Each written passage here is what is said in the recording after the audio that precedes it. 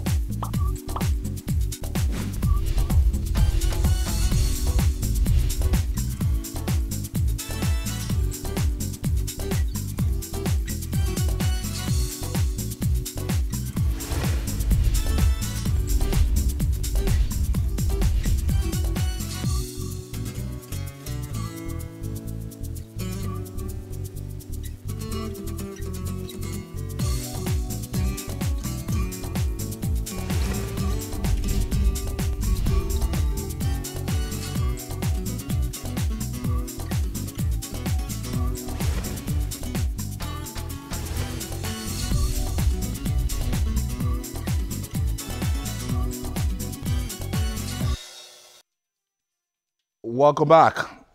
It's still Journalist Hangout, and the man Atiku Abubakar is making headlines again.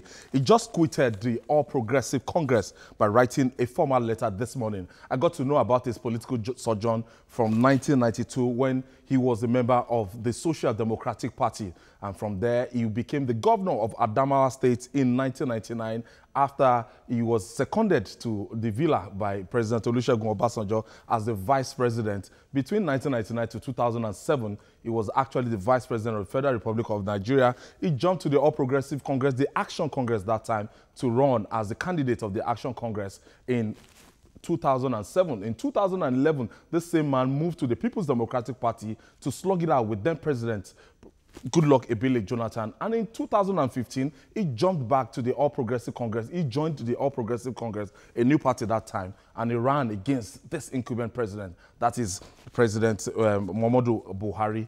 And a lot of speculation before now, Babajide, and we saw it coming.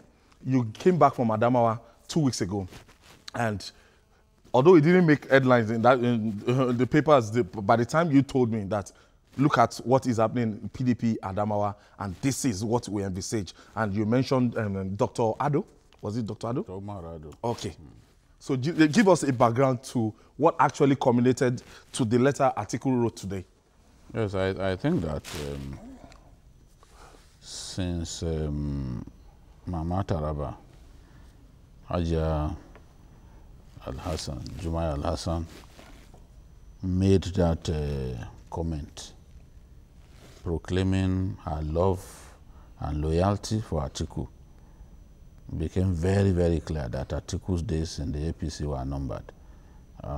You see, in politics, when you have intentions, sometimes you need a big fish to try to test the water, to muddle the waters a little bit. You know, so what Ajia Jumai Al-Hassan did was just to show that clearly Atiku is still interested in the race, and Atiku may one day leave the party. And Atiku continued to criticize his own party after that, after the remarks by, you know, Ajia Jumai Al-Hassan.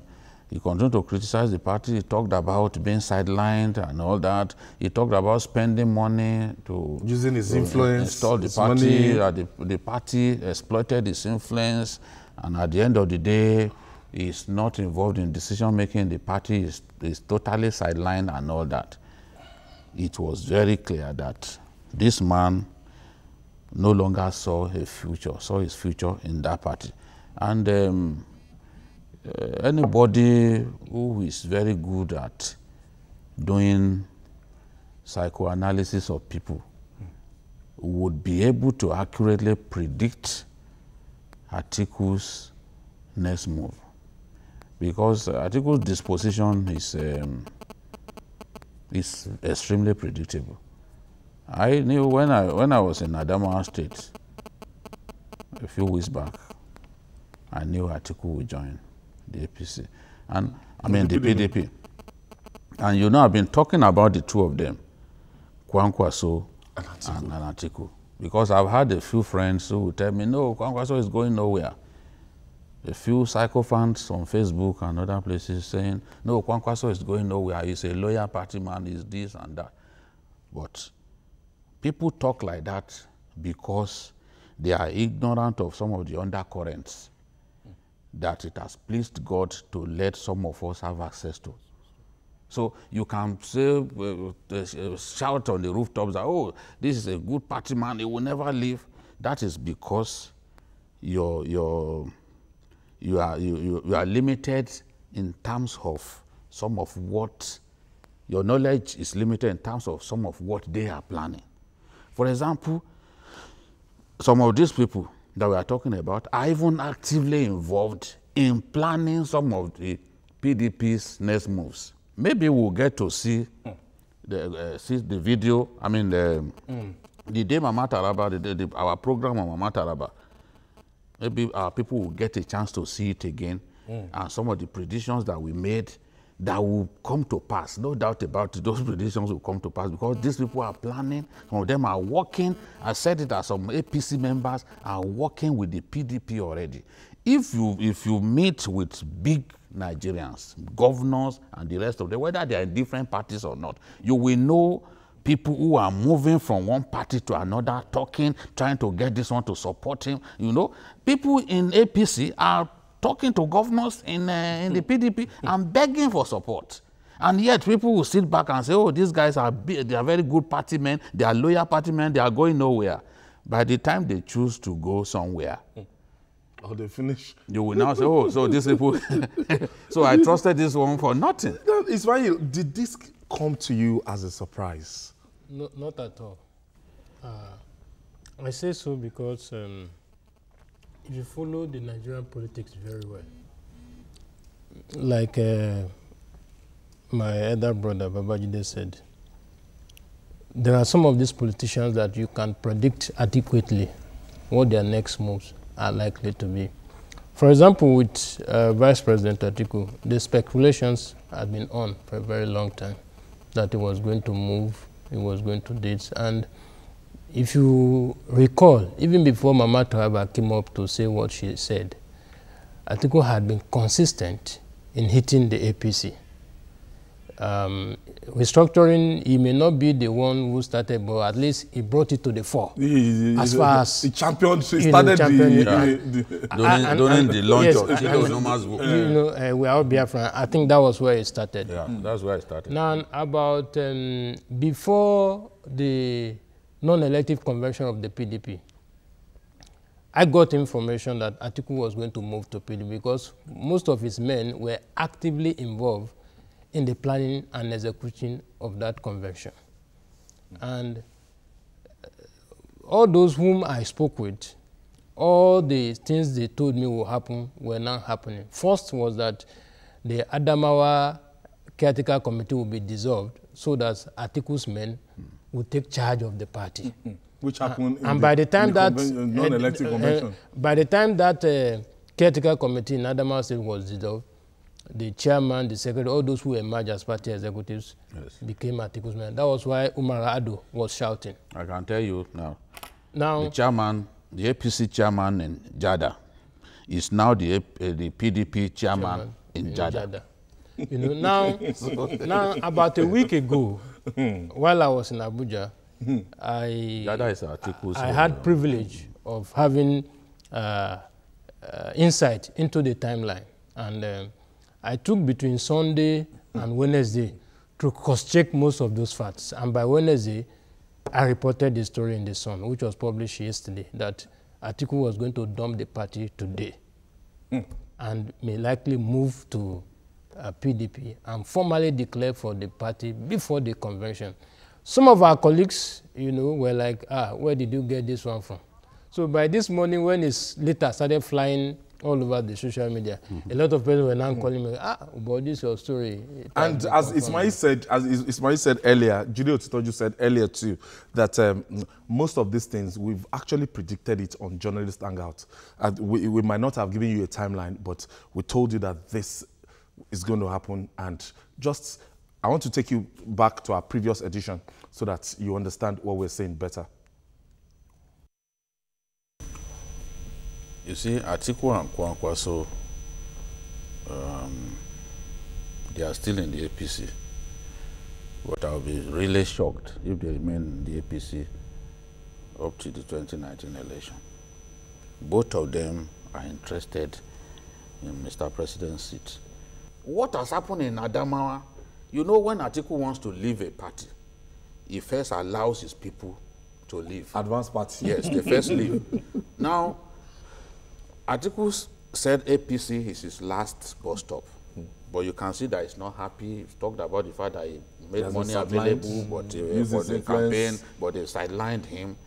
And as a politician, politics is an interest-driven game. As a politician, he wants to respond to that. And he's starting in his home state.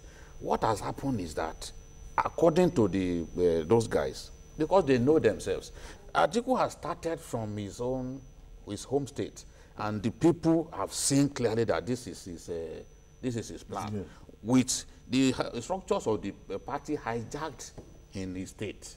You can be sure that when it gets to delegate election, it will carry the day. Atiku's best chance will have been that last time, because Buhari was not in power. But people like Tinubu ensured that Atiku and Kwankwaso could not use money to outmuzzle Buhari. That edition, this particular edition that we just showed you is 2 weeks ago, November 7th, precisely, where we gave you how it's going to happen and unfold. And before this edition, I remember I was on this program. We've said it several months ago, telling you that, look, the vice president, the former vice president was actually on his way out of the All Progressive Congress. It wasn't clear the exact party, but we knew that it wasn't going to contest. So let me quickly take this commercial break, and when we come back, I'm going to take more reaction on the defection. Has he defected? No. Atiku has quitted the resignation of former Vice President Atiku Abubakar from the All Progressive Congress. We'll be right back.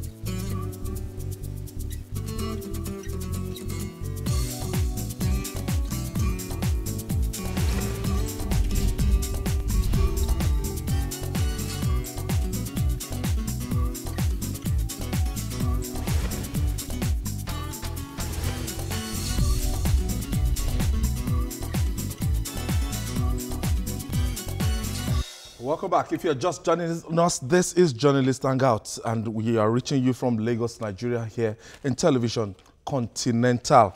And we are looking at the official resignation of former Vice President Atiku Abubakar from the All Progressive Congress. Jide, he gave some reasons, and those reasons, he highlighted those reasons, saying that this is not the dream. This is not why he left his former party to team up with these people to form the All Progressive Congress. Yes, Atiku gave the impression that his party, the PDP, was factionalized, and that he didn't know which of those factions was the legitimate one. This is a lie from the pit of hell. How did the PDP become factionalized? It was Atiku that factionalized the APC, because he led, the PDP. I'm sorry, it was Atiku that factionalized the PDP, yes, because he led the walkout He led 5 governors on that walkout. Atiku was the official head of the NPDP. So you created the faction in the PDP in the first place. So, and you cannot say that you did not know which of those factions was the legitimate one. Because the one you just created can never be the legitimate one. It has to struggle for legitimacy with the executive that was there. He was saying that he didn't know which of the executives of the party was factionalized. So it will appear like he had run out of lies to tell our people. That is not the only thing. He also said the APC, I don't know why the names of those parties are... They sound alike, they look alike. Yes, and they are very similar. They are very similar. He also said that the youths had no place in the APC. And the question I want to ask is, who is the youth that he nominated as a minister? He needs to tell us. The youth that Atiku even brought up in the Nigerian political firmament, we need to know. I'll be happy to point at one young man that Atiku created. We know, and another thing, one cheap way try to handle this matter is to constantly throw El-Rufai's name into this whole thing. Although he didn't mention his name, but he was talking about a governor whose mail letter to the president leaked. Everyone knows that it's El-Rufai's mail that leaked. Even El-Rufai granted an interview to Daily Trust, you know, saying that he did not regret the fact that the letter leaked, although he eventually had to go to Aso Rock the following Friday to kind of pacify the damage, limit the damage that leaked mail and the interview that granted Daily Trust cost. So some of these things, and some of that Nigerians, that the party has continued to fail Nigerians. I think that it's a bit early in the day, even for those of us who want to scrutinize the APC. We know it's not a perfect party. It's a party, it is a work in progress, in my view. You do not reach the height of your strengths as a party in just under 2 years.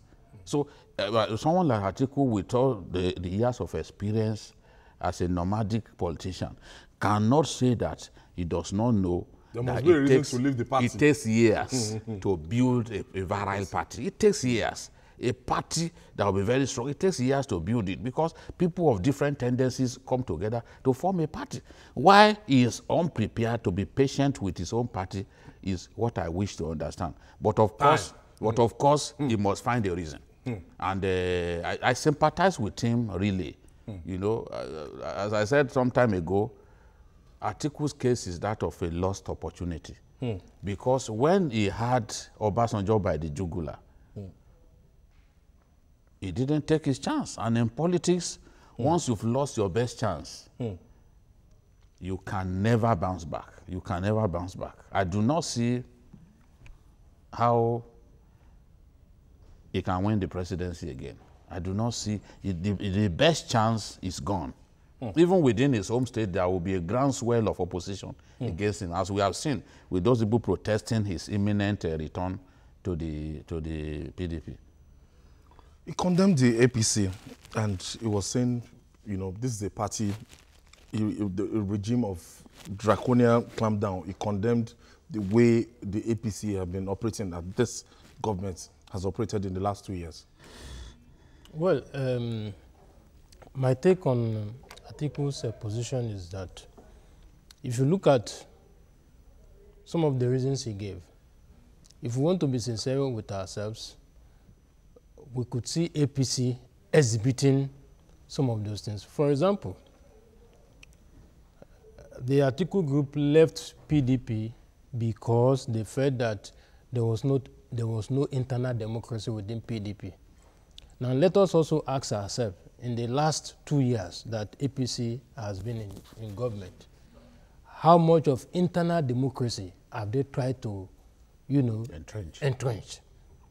One critical test for me, which APC failed, was the last convention he did, Congress, to elect 3 delegates. In virtually all the states, they sat down in government house to write the list. And that was what PDP was used to. And Atiku's exit, same system. And go and write it down. In as much as Atiku may have his own reasons, he may be accused of inordinate ambition, but I tell you, Atiku will not be the only big fish that will leave the APC. In Kaduna, for example, I cannot see how APC will give Shehu Sani a ticket to return to the Senate. Certainly, Shehu Sani will have to look elsewhere to get his ticket. He may not go to PDP. He's likely to go to PRP or any other party within that axis that will ensure his return to the Senate. Issa Ashiru, who lost the APC governorship ticket to El-Rufai in Kaduna State, former member of House of Reps, former vice chairman, appropriation, is likely to leave the APC, and his destination is PDP. Because El-Rufai will want to recontest. El-Rufai will want to recontest. Now, Issa Ashiru, who is a member of APC Akida, there's APC Akida in Kaduna, there's APC Akida in Katsina and some other states in the north. Issa Ashiru will want to run.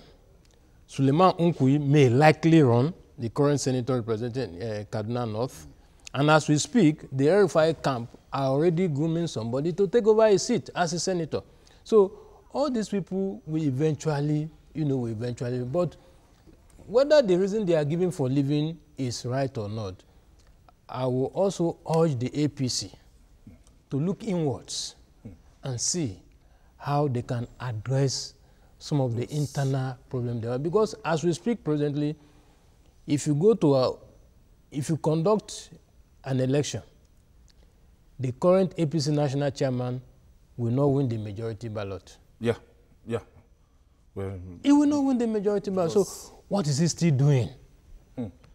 There are crises in most of the states that the national chairman has made no serious effort. No serious effort to resolve. And we were told that these governors, they even refused to in Bauchi, for example, in Bauchi, for example, I don't know whether Dugara wants to run for governorship or wants to return to House of Reps. Whatever he wants to do, I know that he will also have crisis with himself and his governor. They are not on the same page. Ever since. In Kano, no, that one. Ganduje and Kwankwaso too. So APC will have to. Of recent, we have to do.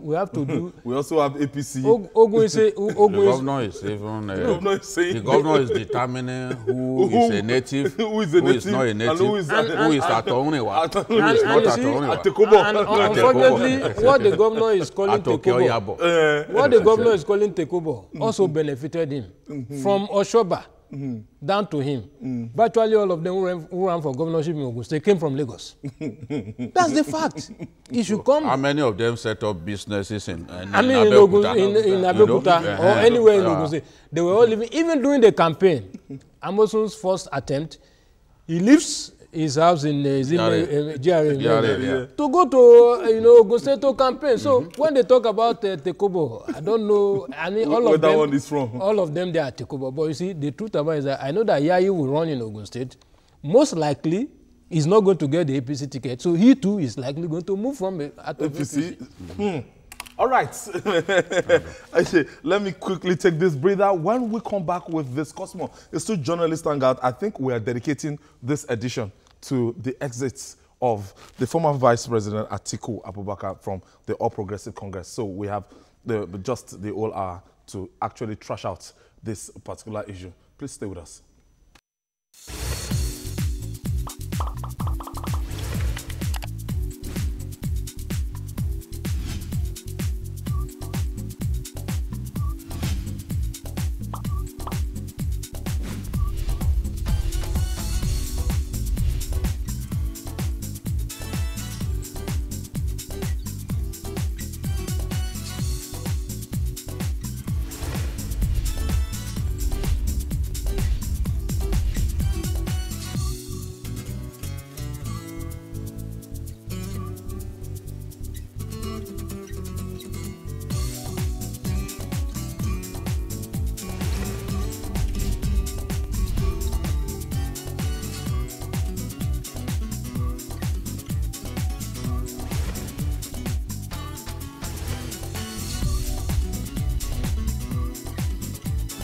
Welcome back.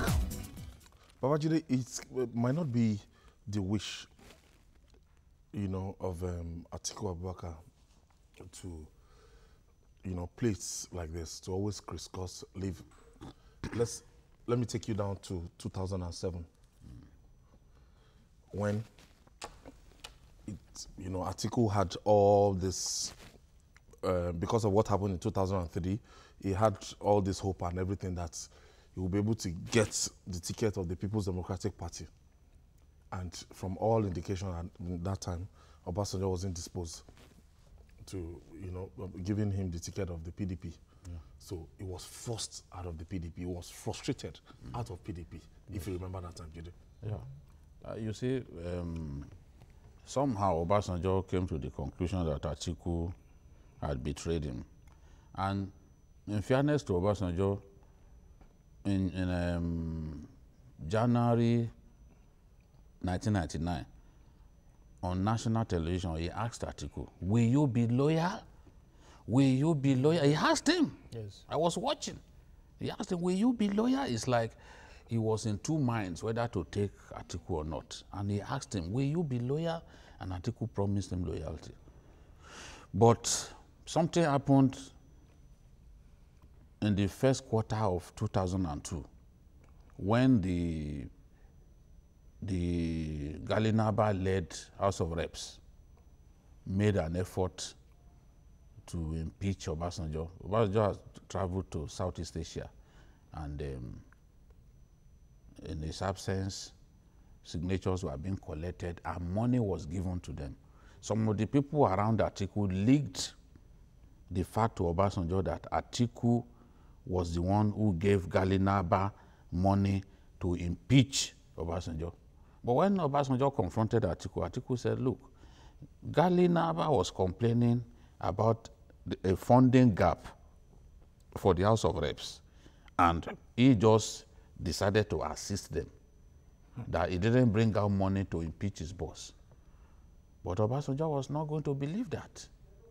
And Obasanjo concluded in his heart that this is a man bent on removing him from office because he wants to be president of Nigeria by all means. And remember the events of 2003 in the Akwa Ibom Lodge, Victor Attah's Lodge, where governors gave Atiku the mandate to replace Olusegun Obasanjo. He had at least 2/3 of Nigerian governors on his side. Led by Ibori then. Yes, he had them on his side. Because the governors at that time, including most of them governors of even Obasanjo's party, were tired of him. And they felt he was high-handed and all that, and they wanted Atiku to supplant him. But Obasanjo convinced Atiku, he begged Atiku, that was a mistake, and convinced Atiku that Atiku should not contest against him. Because if he had contested against, the governors control the structures of the party literally. They control the delegates. They determine who is even a delegate. Every governor in his heart has the register of his party in his state. So it determines who becomes a delegate. If you are not loyal to him, you will not be registered. So you cannot vote against him in the primary election. You can't even vote against other candidates because you will make sure that you do not emerge as a delegate. They are the ones who take people to Abuja and camp them. They camp their own delegates and ensure that people don't have access to them. They give them everything that they desire, So Atiku lost that opportunity when he had Nigerian governors behind him. He could have taken Obasanjo to the cleaners, But as I said, in politics, once you've lost your big chance, you forget it, because the whole political complexion has changed. So that kind of influence, that kind of power, he no longer has it.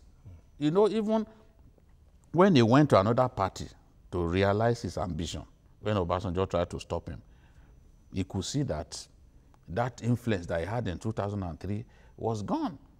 So how many votes did he even get at that time? 2007. Yes. So this is the point. He lost that opportunity. And like I said the last time we discussed this matter, even now with Buhari as an incumbent governor, president, with Buhari at the height of his powers, because I make bold to say that this man, after Buhari is such a special politician because you and I will spend money to make people like us. He doesn't need to spend any money. He has never spent money to make people love him.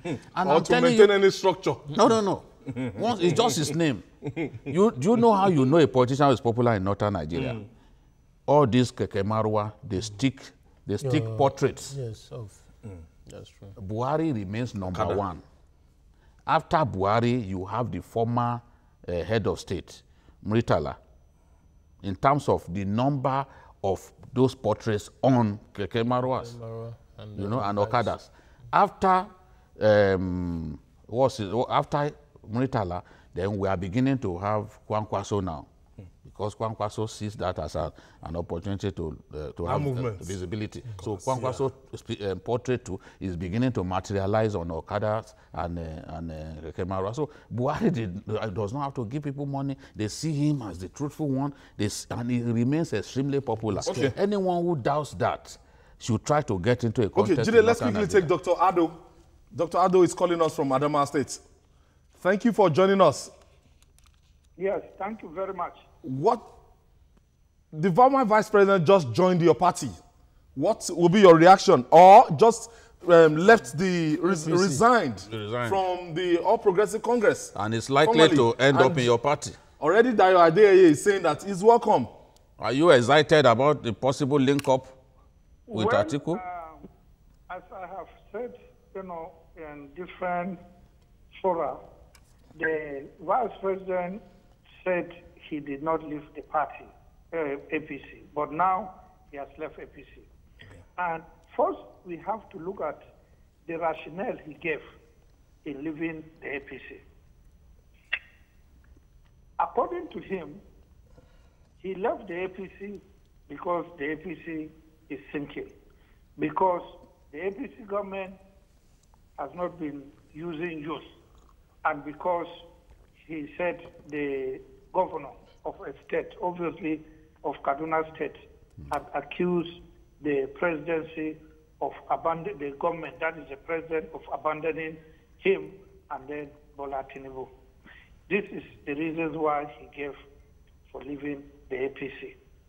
Now, let us look at the reason he gave for leaving the PDP in the first place before joining the APC, and now giving reasons of leaving the APC to go back to PDP. Although he said that he is looking at his contemplating on his future, but we all know that this is just a gimmick, it's deceit.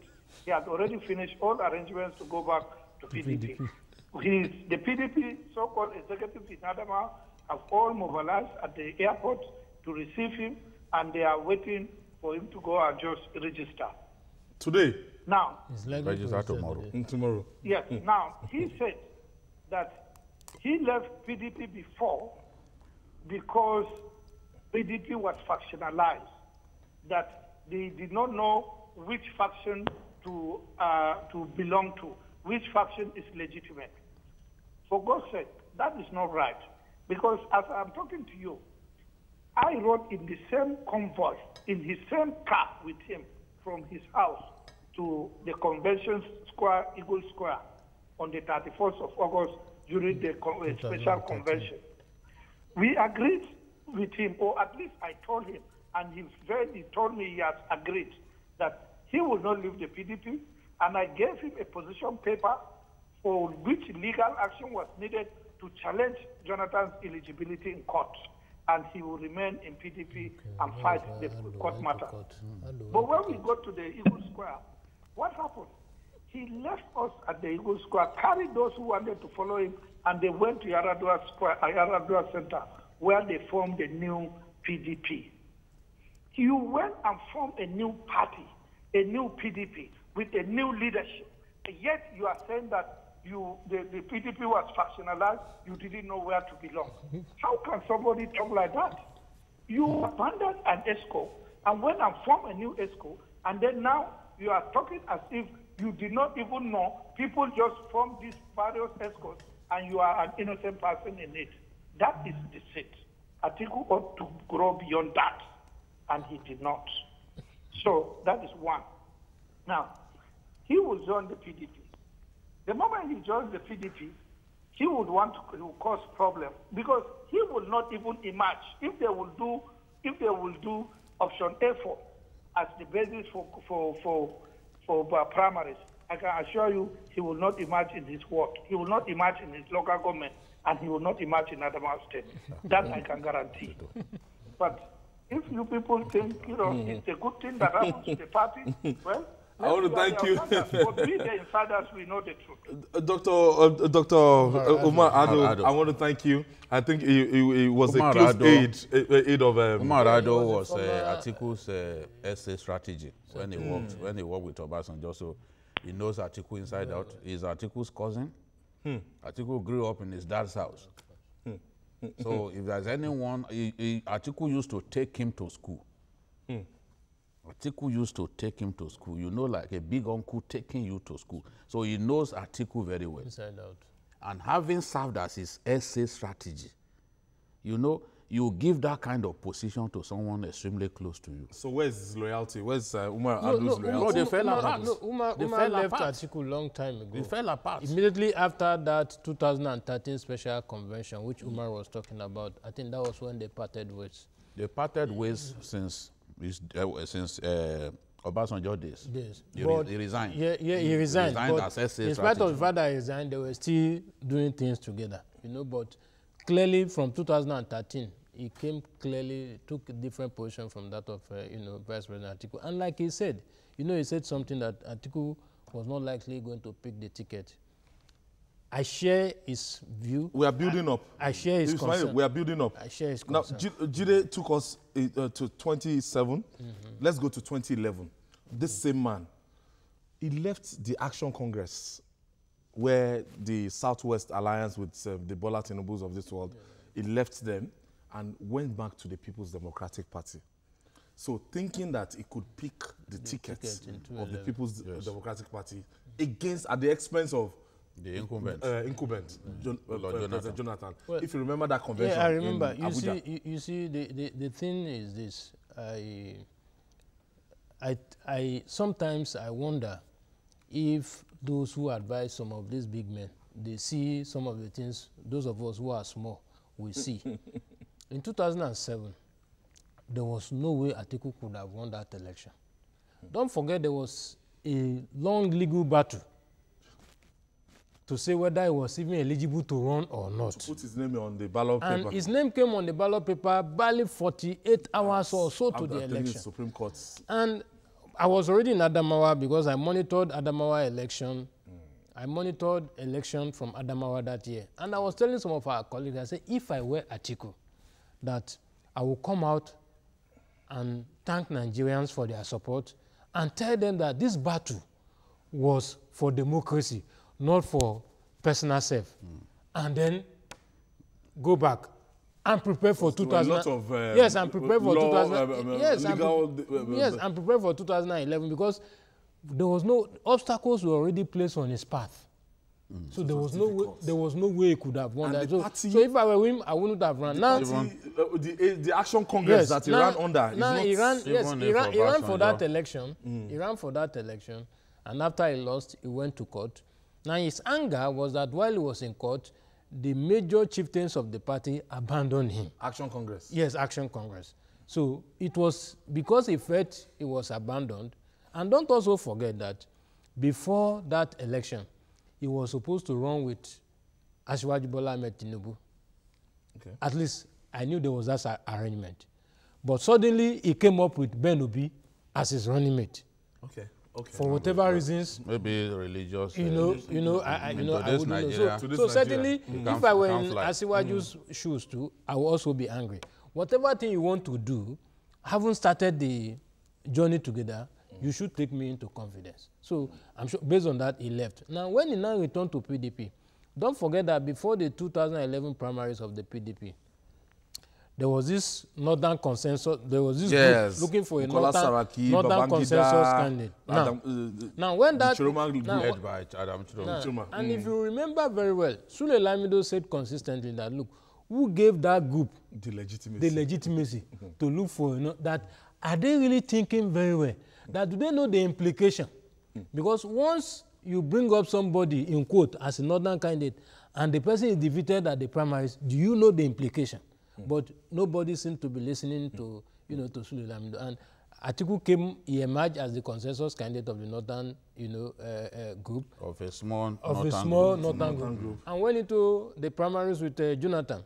And at the primaries, if you recall very well, even delegates from Adamawa never voted for him. Because Babame Mongoro was firmly in charge of his state. And Babame Mongoro, yes, Babame Mongoro was among those who look up to Obasanjo as a leader. And don't forget that it was Obasanjo who practically backed Jonathan for that 2011 primaries. So it was very difficult for Atiku to break, into the way the primaries were conducted in 2011.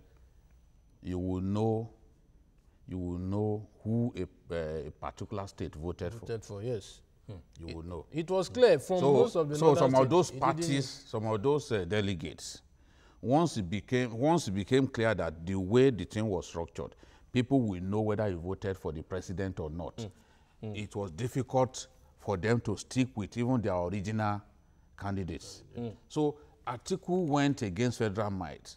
He tried to match Goodluck Jonathan dollar for dollar. I remember. But at the end of the day, the incumbent in our kind of politics, it's extremely difficult to defeat an incumbent because he will muster all the powers that he has, and you will be crushed.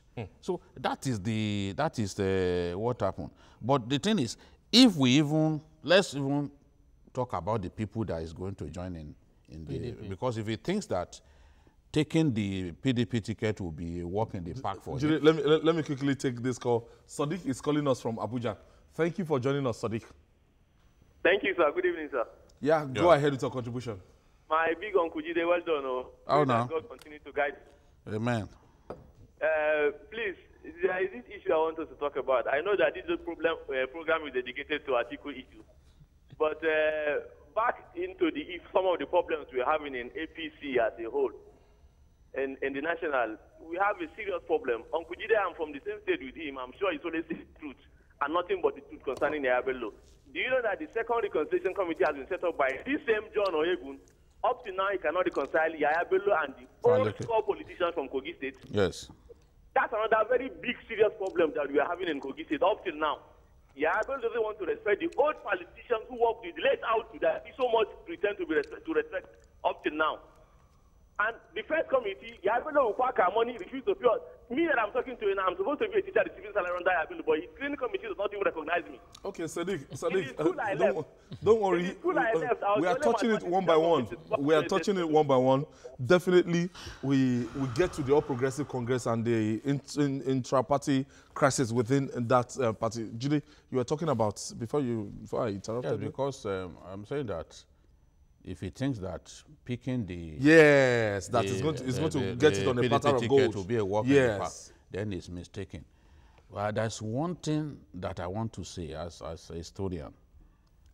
Atiku's greed for power is unmatched in our political history. Greed for power. Yes, and I've never seen anyone who had that kind of greed for power who eventually became president of Nigeria. I do not know that person in Nigerian history who had that kind of greed for power and eventually became the president. Most of the time, people who become president in Nigeria are reluctant candidates. So I think that he needs to realize that even in the PDP that he is likely to go into now, there are already formidable candidates. Shekarau, Ibrahim Shekarau is there, he's interested, he has indicated already, former governor of Kano, he has everything. Sound guy. He has everything, he can speak, old teacher. You have Sule Lamido, who is also interested. He's a thoroughbred politician. He has remained in PDP from 1998. He has remained in the PDP. He's one of the founding fathers. One of the founding fathers, you know. In fact, he was telling me that it was Baba Adebanjo that made Bola Ige and co to leave the PDP because Baba Bola Ige wrote PDP's constitution. Constitution, you know. But Baba Adebanjo said it was Baba Adebanjo that dragged him out of the meeting they were holding at that time, and that was the end. So he has remained in his party. He is interested in that, in the presidency as well. Yes, people will say he has what's it called? A court case at the FCC. No, that is not. People like Goje too, they have it. Goje is in the Senate. Goje is in the Senate. There are so many other people. That Senate has a good number of people who have corruption cases against them, but it has not stopped them from emerging. You know, it is only the courts that can stop someone from contesting. So Sule Lamido is free to contest, and we have other people. In fact, McCarthy, we are hearing that even McCarthy, yes, is interested. He's not a bad candidate anyway. So he's not going to be a bad candidate. I can tell you, I'm sure that Kwankwaso will end up in that PDP. Yes, and because he also seek the ticket. Yes, not discountenancing the last Senate president. So, and if we remember, Kwankwaso defeated him in the last APC presidential primaries at the Tesli Balogun.